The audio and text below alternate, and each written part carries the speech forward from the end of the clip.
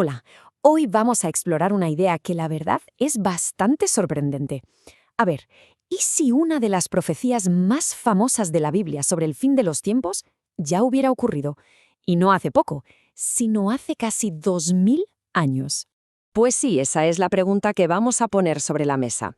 ¿Y si esa profecía del fin de la era no habla de nuestro futuro, sino de un pasado muy concreto? Es una idea que desde luego choca con muchas de las interpretaciones que más se escuchan hoy en día. Vale, para que nos hagamos una idea de por dónde vamos a ir, esto es lo que tenemos preparado. Empezaremos con el enigma de la profecía en sí, luego presentaremos la respuesta de un historiador clave, Eusebio, nos meteremos de lleno a decodificar Mateo 24, hablaremos de su lenguaje simbólico y, muy importante, veremos que su visión era parcial, no total, para acabar con una perspectiva que ha quedado bastante olvidada. Bueno, pues vamos al lío, al meollo de todo esto. Mateo 24. Este es, sin duda, uno de los pasajes más debatidos de la Biblia. Tiene unas imágenes que te ponen los pelos de punta, una tribulación como nunca antes, el Hijo del Hombre viniendo en las nubes, ha inspirado de todo, libros, películas, pero la pregunta es, ¿lo hemos estado leyendo bien todo este tiempo? Para entender esta perspectiva tan antigua, necesitamos un guía. Y nuestro guía no es un cualquiera, es una figura clave del siglo IV, el historiador Eusebio de Cesarea.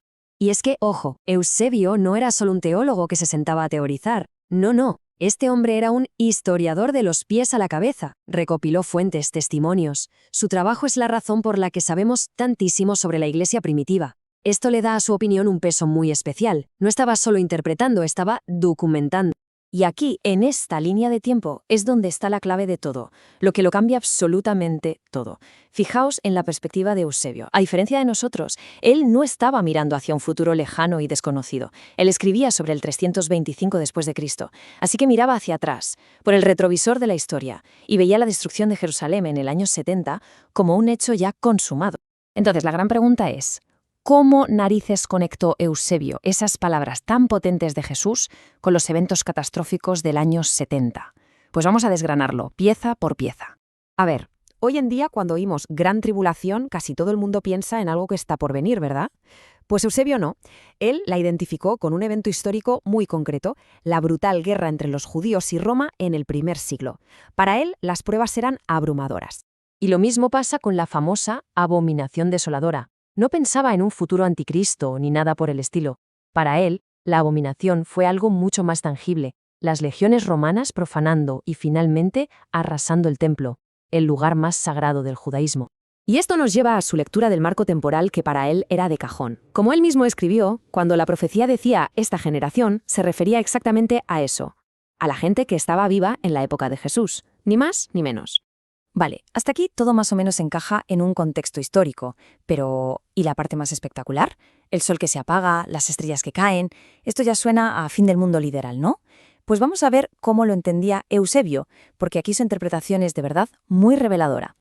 Claro, lees esto y piensas, ¿cómo va a ser esto algo del pasado? Parece imposible, ¿a que sí? Pero como decía, Eusebio tenía un marco muy específico para entender estas imágenes tan potentes, tan bestias. La clave está en entender que esto no es un telediario del siglo I, es lenguaje apocalíptico. Y no, eso no significa solo el fin del mundo. Era un estilo, una forma de hablar muy común en la profecía para describir catástrofes gigantescas, como la caída de un reino o un imperio.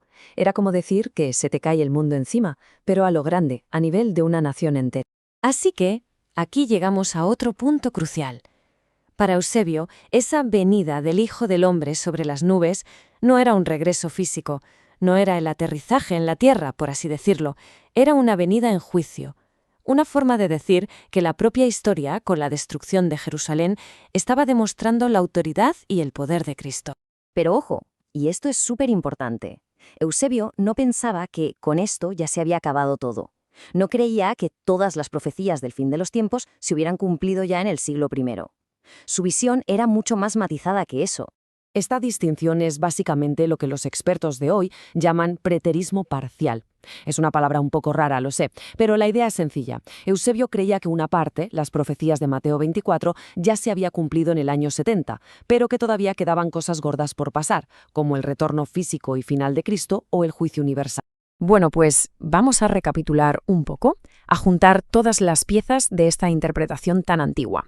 Una perspectiva que, la verdad, dominó el pensamiento durante siglos, pero que hoy en día es mucho menos conocida. En esencia, lo que tenemos aquí es un auténtico preterismo patrístico, o sea, un modelo de interpretación que viene directamente de los primeros padres de la Iglesia. Esta visión es siglos anterior a muchos de los debates sobre el fin de los tiempos que conocemos hoy. Y esto nos deja con la pregunta final. Saber que esta visión existía, que no es un invento moderno, ¿cómo cambia la conversación que tenemos hoy sobre la profecía? Quizá no se trata de decir si Eusebio tenía razón o no, sino de darnos cuenta de que la conversación es mucho más antigua, más rica y más compleja de lo que a veces pensamos. Y conocer esa historia, sin duda, nos da una perspectiva mucho más amplia y fascinante.